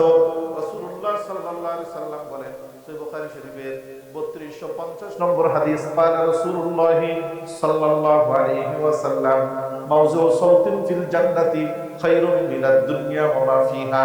জান্নাতের ভিতরে একটা চাবুক রাখার যে জায়গা, ওই জায়গাটার দাম এত বেশি, এত বেশি, এত বেশি, তামাম দুনিয়াটা যদি বিক্রি করা হয়, এই জায়গাটুকের দাম দুনিয়ার মানুষ পরিশোধ করতে পারবে না। পরের হাদিসে নবীজি বলেন 3251 নম্বর হাদিস, ক্বালা রাসূলুল্লাহ সাল্লাল্লাহু আলাইহি ওয়াসাল্লাম ইন্না ফিল জান্নাতি লা শাজারাতান ইয়াসিরুর রাকিবু ফি জিল্লিহা মিআতা আম লা ইয়াকতাউহা। জান্নাতে মানুষকে আল্লাহ যে বাগান দান করবে, ওই এক একটা বাগানের ভিতরে এক একটা গাছ এত বড় হবে, 100 বছর পর্যন্ত যদি একটা ঘোড়া ওই গাছের চতুর্দিকে দৌড়ায়, ওই গাছটার ছায়াটাকে শেষ করে আসতে পারবে না। সুবহানাল্লাহ। আমার জান্নাতে মানুষ যারা জান্নাতে ঢুকবে, নবীজি বলেন ক্বালা রাসূলুল্লাহ সাল্লাল্লাহু আলাইহি ওয়াসাল্লাম তিরমিজি শরীফের 2535 নম্বর হাদিস, ইন্না আউওয়ালা জামরাতিন ইয়াদখুলুনাল জান্নাতা যু উজুহিহিম আলা মিসলি যুইল কামার। সর্বপ্রথম যারা জান্নাতে ঢুকবে প্রত্যেকটা জান্নাতি মানুষের চেহারাটা আকাশের চন্দ্রের মতো উজ্জ্বল হবে। জোরে বলেন সুবহানাল্লাহ। ওয়াজ-জুমরাতুস সানিয়াতু আলা মিসলি আহসানি কাওকাবিন দুররিয়িন ফিস সামা। আকাশের তারকাগুলো যেরকম উজ্জ্বল এবং আলোকময়, দ্বিতীয় ক্লাসের যারা জান্নাতি হবে, সেকেন্ড ক্লাসের জান্নাতীদের চেহারাটা আকাশের তারকার মতো উজ্জ্বল হবে। জোরে বলেন না সুবহানাল্লাহ। ওয়ালিকুল্লি ওয়াহিদিন মিনহুমা যাওজাতান। নবীজি বলেন এই জান্নাতীদের প্রত্যেকের জন্য এমন করে দুইটা স্ত্রী থাকবে, বিশেষ স্ত্রীলোক, বিশেষ স্ত্রীলোক যারা এত সুন্দর, এত সুন্দর, এত সুন্দর। পয়গম্বর বলেন তাদের দেহের উপরে 70 পাল্লার কাপড় পরিধান করানো হবে, জান্নাতি রেশমি কাপড়ের। জোরে বলেন না সুবহানাল্লাহ। ইউরা মুক্তু সুকিহা মিন ওয়ারাইহা মিনাল হুসন। তাদের চেহারার সৌন্দর্যের কারণে 70 পাল্লা কাপড় ভেদ করে তাদের দেহের সৌন্দর্য বাহিরে বের হয়ে আসবে। জোরে বলেন না সুবহানাল্লাহ। এত সুন্দর, এত সুন্দর। সহিহ বুখারী শরীফের 6568 নম্বর হাদিসে নবীজি বলেন, ক্বালা রাসূলুল্লাহ সাল্লাল্লাহু আলাইহি ওয়াসাল্লাম, লাউ আন্না ইমরাআতান মিন নিসাই আহলিল জান্নাহ ইত্তালাআত ইলাল আরদি লাআযাআত মা বাইনাহুমা ওয়ালা বালাআত মা বাইনাহুমা রিহাম মিনাল মিস ওয়ালা নাসিফুহা আলা রাসিহা খায়রুম মিনাদ দুনিয়া ওয়া মা ফিহা। নবীজি বলেন জান্নাতি রমণীরা এত সুন্দর হবে, যদি তারপরে একজন রমণী দুনিয়ার মধ্যে যদি একটু উকি মারত, আল্লাহর কসম পূর্ব থেকে পশ্চিম, উত্তর থেকে দক্ষিণ পর্যন্ত গোটা দুনিয়াটা সূর্যের মতো আলোকিত হয়ে যেত। জোরে বলেন সুবহানাল্লাহ। ওয়ালা নাসিফুহা আলা রাসিহা খায়রুম মিনাদ দুনিয়া ওয়া মা ফিহা। আমার যুবক ভাইরা, ওই যে জান্নাতি রমণী তাদের মাথার উপরে যে ওড়নাটা ব্যবহার করবে, আল্লাহর পয়গম্বর বলেন ওই ওড়নাটার দাম কত? নবীজি বলেন খায়রুম মিনাদ দুনিয়া ওয়া মা ফিহা। তামাম দুনিয়ায় যত সম্পদ আছে তা বিক্রি করলো একটা জান্নাতি ওড়না হবে না। কথা কি বুঝছেন নাকি বুঝেন নাই? দুনিয়ায় যত আকাম কুকাম হয়, পৃথিবীতে খুন খারাপি হয়, অপরাধ হয়, এর ম্যাক্সিমাম হয় নারীদেরকে কেন্দ্র করে। পৃথিবীতে প্রথম মার্ডার যেটা হয়েছে, প্রথম মার্ডার সেটা হয়েছে নারীদেরকে কেন্দ্র করে। কথা ঠিক না বেঠিক? কেন? সুন্দরী নারী বিয়ে গন্ডগোল লাগছে, আমি বিয়ে করবো, আমি বিয়ে করবো। একজন আরেকজনকে মেরে ফেলাইছে, দুই ভাই হাবিল এবং কাবিল। কথা কি বুঝেন নাকি বুঝেন নাই? এই জন্য আমার বিশ্ব নবীজি বলেন সর্বপ্রথম ফিতনায় পৃথিবীতে প্রকাশ পেয়েছে নারীদেরকে কেন্দ্র করে। ফাত্তাকুদ দুনিয়া ওয়াত্তাকুন নিসা। আমার উম্মতেরা খবরদার, খবরদার, দুই জিনিস থেকে তোমাদের সতর্ক থাকা লাগবে। একটা হইল দুনিয়া, 2 নম্বর হইল নারী। ইন্না আউওয়ালা ফিতনাতি বানি ইসরাঈল কারাত ফি নিসা। কারণ বনি ইসরাঈলদের মধ্যে সর্বপ্রথম ফিতনা যেটা আবিষ্কার হয়েছিল সেটা নারীদেরকে কেন্দ্র করে। কথা বলেন ঠিক না ঠিক? এই জন্য জান্নাতে যাওয়ার পরে আল্লাহ জানেন যে এদের জন্য ব্যবস্থা রাখতে হবে। কত ব্যবস্থা রাখবে? রাসূলুল্লাহ সাল্লাল্লাহু আলাইহি সাল্লাম বলেন, সহিহ তিরমিজি শরীফের হাদিস, তিরমিজি শরীফের 2562 নম্বর হাদিস, নবীজি বলেন, ক্বালা রাসূলুল্লাহ সাল্লাল্লাহু আলাইহি ওয়াসাল্লাম, আদানা আহলিল জান্নাতি আল্লাযী লাহু 70000 খাদিমিন ওয়া 72 যাওজাতান। নবীজি বলেন জান্নাতের মধ্যে সবচেয়ে যে গরিব মানুষ থাকবে, অর্থাৎ জান্নাতের গরিব, সবচেয়ে কম দরজার জান্নাতি, আল্লাহর পয়গম্বর বলেন ওর বডিগার্ড থাকবে, খাদেম থাকবে, ৮০,০০০ গোলাম থাকবে, ৮০,০০০ খাদেম থাকবে। তাদের সাইজ এক থাকবে, চেহারা এক থাকবে, তাদের পোশাকও এক থাকবে, তাদের বয়স বাড়বেও না, কোনোদিন কমবেও না। জোরে বলেন না সুবহানাল্লাহ। একজন মানুষ ৮০,০০০ কি পাবে? খাদেম পাবে। ওয়া ইসনাতানি ওয়া সাবউনা যাওজাতান, ৭২ জন নারী পাবে স্ত্রী লোক হিসেবে, ৭২ জন নারী পাবে। ওই নারীদের মধ্যে সর্বশ্রেষ্ঠ সরদারনি হবে দুনিয়ার যিনি স্ত্রী, তিনি। জোরে বলেন না সুবহানাল্লাহ। এখন তাদের একটা প্রশ্ন হইতে পারে, হুজুর একজন সতী নাইলে তাইতি তো আর এক দরজা দিয়ে বের হইয়া যাইগা কি আজকে যদি কয় যে আরেকটা বিয়ে করবো সকালবেলা বউ পাবেন না বুঝছে কোন দরজা দেখেছে গা বাপের দরজা কি হ্যাঁ এবার চলেন তবে যেই আয়াত পড়ছিলাম কোরআন শরীফের মনে আসেনি সূরা হিজরের আল্লাহ তাআলা বলেন ওয়ানাযা'না মা ফি সুদুরিহিম মিন গিল্লিন ইখওয়ানান আলা সুরুরিন মুতাকাবিলিন। আল্লাহ বলেন তোমাদেরকে যখন জান্নাতে ঢুকাবো, জান্নাতে ঢোকার আগে প্রত্যেকটা পুরুষ এবং নারীকে তার সিনার মধ্যে যে হিংসা আছে, হাসাদ আছে, বিদ্বেষ আছে, এই হিংসা, হাসাদ এবং বিদ্বেষ সেখান থেকে সিনা থেকে পরিপূর্ণ বের করে দিয়া তারপরে আমরা জান্নাতে ঢুকিয়ে দিব। আমার ভাইরা, দুনিয়ায় কেন মানুষ, কেন স্ত্রীরা সতীন চায় না? মনে করে আজকে যদি আরেকজন আসে আমার সকল সয় সম্পত্তির ভিতরে ভাগ বসাবে, কথা বলেন, আমার সম্পদ কমে যাবে, আমার সন্তানরা বাবার সম্পদ থেকে বঞ্চিত হয়ে যাবে, অভাব অনটন আসবে সংসারে, স্বামীকে আমি পাবো না। এমনি তো ডায়াবেটিসের রোগী, এক মাসে একদিনও তারে ঘুমায় না, এরপরে তো 6 মাস পর আর দেখা সাক্ষাৎ করবে না, কথা বলেন ঠিক না বেটি? আল্লাহর কসম, আল্লাহর কসম, আল্লাহর কসম, জান্নাতের মধ্যে এমন এক জীবন আল্লাহ দিবেন, ওয়ালাকুম ফিহা মা তাশতাহি আনফুসুকুম ওয়ালাকুম ফিহা মা তাদউন। আল্লাহ রাব্বুল আলামিন বলেন জান্নাতের জীবনে তুমি শুধুমাত্র মনে মনে একটা জিনিস চিন্তা করবা, চিন্তা করার সাথে সাথে ওই জিনিস তোমার কাছে হাজির হয়ে যাবে। এমন কোনো দাবি নাই, এমন কোনো চাওয়া নাই, এমন কোনো পাওয়া নাই, যা কিছু তুমি দাবি করবা আল্লাহ রাব্বুল আলামিন তোমার দাবি করতে দেরি হবে, ওই দাবিটা পুরা করতে দেরি হবে না। জোরে বলেন না সুবহানাল্লাহ। তাই এইরকম যদি অবস্থা হয় তাহলে জান্নাতের ভিতরে কোন নারী সতীন দেখলে মন খারাপ করবে না। জোরে বলেন না সুবহানাল্লাহ। আমার ভাইরা, দোস্তেরা, দুনিয়ার মধ্যে কিছু মানুষ আছে, দুনিয়ার মধ্যে কিছু মানুষ আছে তারা বলে যে হুজুর এই যে খেত খামারে কাজবাজ যদি না করি খাবো কি, কথা বলে না, আছে না নাই? বলে এই খাওয়ার জন্য নামাজ পড়ার টাইম পাই না, দোকানদারি না করলে খাবো কি, খাবার জন্য নামাজ রোজা করার টাইম পাই না, আছে না নাই? আমার ভাইয়েরা, দোস্তেরা, আল্লাহ রাব্বুল আলামিন বলেন যে আমার বান্দা দুনিয়ায় সামান্য একটু অল্প খা, 24 ঘন্টা দিলাম, 24 ঘন্টার ভিতরে 23 ঘন্টা খা, একটা ঘন্টা 5 ওয়াক্ত নামাজ পড়তে 1 ঘন্টাও লাগে না, কথা বলেন ঠিক না বেটি? 1 ঘন্টা যদি তুমি আমার জন্য খাওয়া কম খাও, দুনিয়ায় তোমার জন্য আমি খাবারের ব্যবস্থা করে রাখছি জান্নাতে। সুবহানাল্লাহ। জান্নাতে খাওয়ার ব্যবস্থা করে রাখছি। কি খাওয়াবে আল্লাহ? সহিহ বুখারী শরীফের 6520 নম্বর হাদিস, নবীজি বলেন ক্বালা রাসূলুল্লাহ সাল্লাল্লাহু আলাইহি ওয়াসাল্লাম, ক্বালা রাসূলুল্লাহ সাল্লাল্লাহু আলাইহি ওয়াসাল্লাম ইয়াকুনুল আরদু ইয়াওমাল কিয়ামাতি কুবজাতান ওয়াহিদাতান ইয়াতাকাফফাউহাল জাব্বারু বিয়াদিহি কামা ইয়াকফাউ আহাদুকুম কুবজাতাহু ফিস সাফার। আপনাদের বাড়িতে যখন মেহমান আসে, মেহমানকে ভালো খাবার দেওয়ার আগে, ভাত খাওয়ার আগে আপনারা একটু হালকা নাস্তা দেন না? দেন কি দেন না?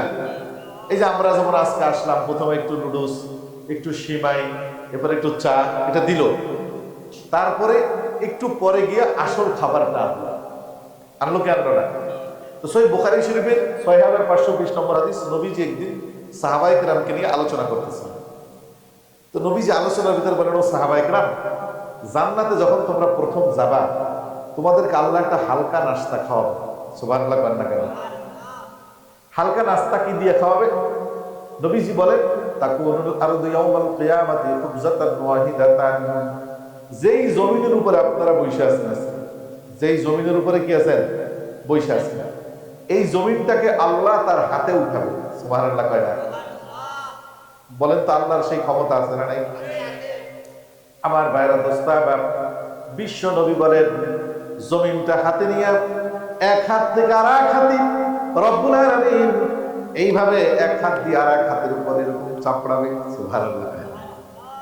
কামা ইয়াকফাউ আহাদুকুম কুবজাতাহু ফিস সাফার। নবীজি বলেন তোমরা যখন সফরে যাও, তোমরা যখন সফরে যাও, আরব দেশের মানুষের প্রধান খাদ্য হলো রুটি। প্রধান খাদ্য কি? রুটি। তোমরা যখন সফরে যাও, রুটি বানাইতে বেরন লাগে, ফিড়া লাগে, লাগে কি লাগে না? বিশ্বনবী বলেন, ও সাহাবায়ে কেরাম, তোমরা যখন সফরে যাও, রুটি বানানোর জন্য বেলন ফিড়ে নাও না, হাতের ভিতরে এরকম চাইপা চাইপা তোমরা রুটি বানাও। তো আল্লাহ রাব্বুল আলামিন ওই সফরের ব্যক্তি তাড়াহুড়া কইরা যেরকম হাতের ভিতরে রুটি বানায়, তার বান্দাদের জান্নাতে যাদেরকে ঢুকাচ্ছে, ওদেরকে সর্বপ্রথম মেহমানদারি করানোর জন্য রব্বুল আলামিন নিজের হাতে কুদরতি একটা রুটি বানাবে। জমিন দিয়ে একটা কি বানাবে? রুটি বানাবে। নুজুলান লি আহলিল জান্নাহ, এইটা শুধুমাত্র যারা জান্নাতে প্রবেশ করবে ওদেরকে সর্বপ্রথম মেহমানদারি করানোর জন্য। এই নুজুলান লি আহলিল জান্নাহ এতটুকু বলার সাথে সাথে ফাজা রাজুলুম মিনাল ইয়াহুদ, হঠাৎ করে একজন ইহুদি মানুষ, ইহুদি পণ্ডিত নবীজির ঘরের ভিতরে আসলো, নবীজির মজলিসের ভিতরে আসলো। ইহুদিরা মাঝে মধ্যে নবীজির কাছে আসতো। তো ওই লোকটা এসে শোনে, ধরেন এখন যদি আমাদের মাইক না থাকে, মুখে ওয়াজ করি, তো আমরা আলোচনা করি, হঠাৎ করে একটা লোক যদি বাহির থেকে ওই প্যান্ডেলে ঢোকে, তাহলে কি বলতেছি শেষ শব্দ শুনলে বুঝবে না যে এই কথাটা বলছে।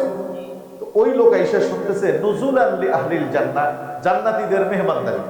এই কথা শুই না ওই লোক আমাদের নবীকে পিছন থেকে ডাক দিয়ে বলছে, বারাকার রহমানু আলাইকা ইয়া আবুল কাসেম, হে আবুল কাসেম।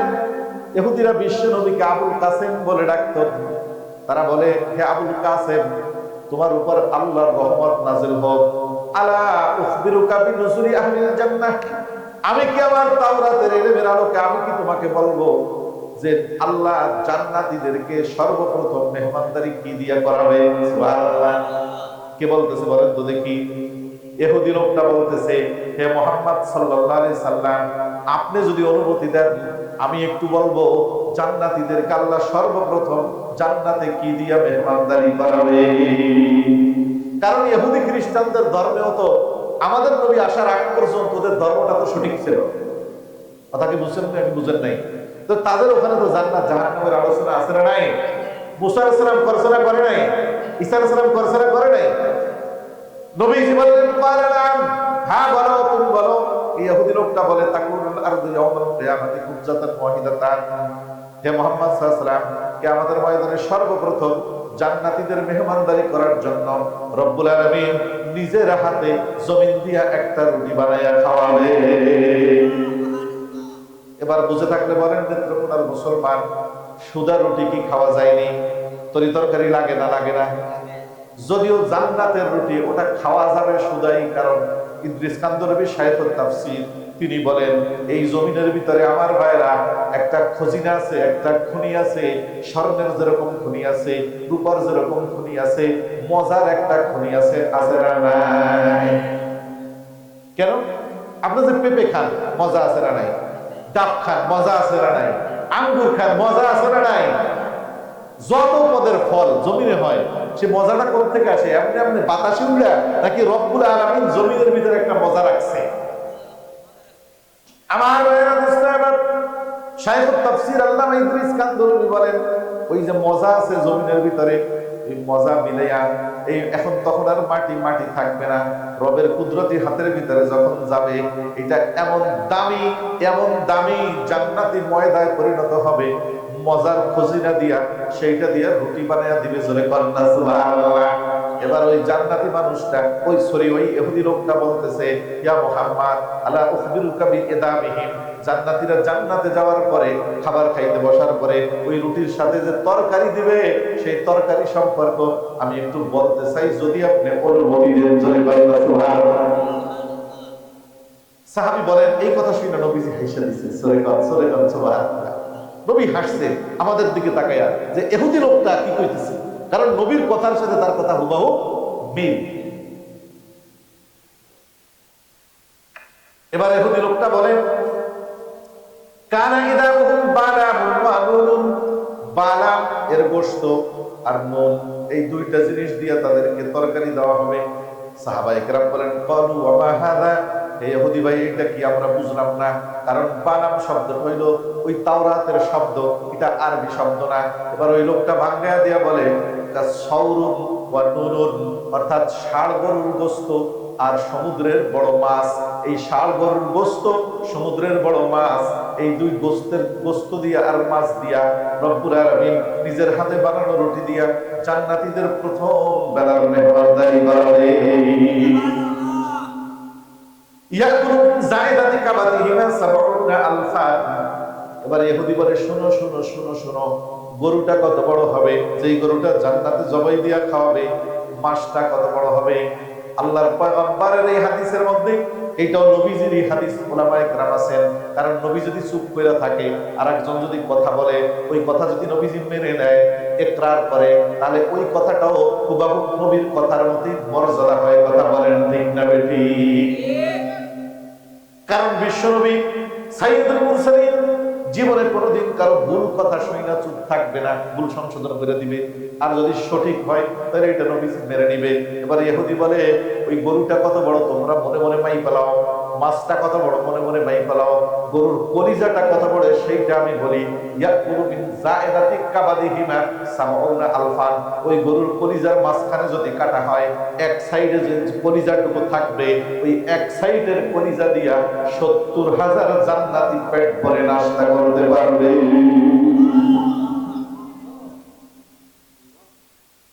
আপনি ভাবছেন যে ওই জান্নাতে যাওয়ার পরে আজকে যেমন অল্প কাটা খাইছিল তুমি খাও, হ্যাঁ? যে ভাবছেন গরুর গোশত তো খাই নাই, মুরগিও খাই নাই, মাছের ভর্তা খাইলাম, আর খাওয়াইলো কেডা?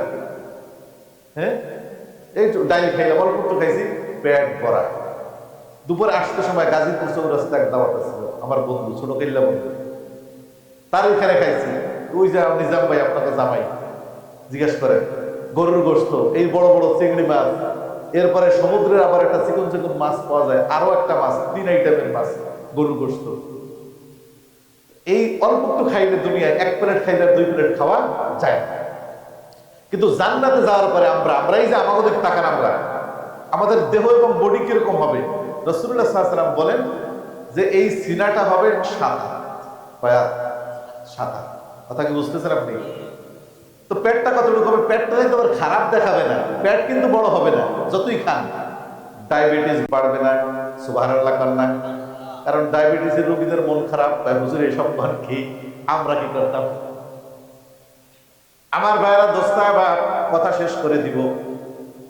তাফসিরে জালালাইন শরীফে একটা কিতাব আছে, এই কিতাবের একটা সূরা আছে হাসিয়ায় সবই, সূরা ইউনূসের একটা আয়াত আছে, তাকওয়াহুম ফিহা সুবহানাকাল্লাহুম্মা ওয়া তাহিয়্যাতুহুম ফিহা সালাম ওয়া আখিরু দাওয়াহুম আনিল হামদুলিল্লাহি রাব্বিল আলামিন। এই আয়াতের আগের আয়াত আল্লাহ জান্নাতীদের আলোচনা করেছে। এই আয়াতের ব্যাখ্যার ভিতরে মুফাসসির লেখেন যে একজন মানুষের সামনে যখন তারা ইজা আরাদুল আকলা মাতালান, জান্নাতি কোন মানুষ খাবার খেতে চাবে, তখন এই জান্নাতি মানুষটার দিলের চাহিদা ৮০,০০০ খাদের মনে আসেনি। জান্নাতি মানুষের মনে যা একবার উদয় হবে, এই মনের খবর ৮০,০০০ খাদেম একসাথে সবাই বুঝে ফেলাবে। হাদাল কালিমা আলামাতুন বাইনা আহলিল জান্নাতি ওয়াল খিদাম। সুবহানাল্লাহুম্মা, একটা শব্দ দিয়ে জান্নাতীরা তাদের জীবনের সকল চাহিদার কথা বলবে। সুবহানাল্লাহ, তার যা লাগুক সে বলবে সুবহানাল্লাহুম্মা। মনে করেন গোশত লাগবে, বলবে সুবহানাল্লাহুম্মা। ৮০,০০০ খাদেম গোশত লইয়া হাজির, এখন লাগবে পানি, বলবে সুবহানাল্লাহুম্মা। ৮০,০০০ খাদেম পানি নিয়ে হাজির, বলবে তার আনার খাইতে মন চায়, বলবে সুবহানাল্লাহুম্মা। ৮০,০০০ খাদেম ৮০,০০০ আনার নিয়ে হাজির।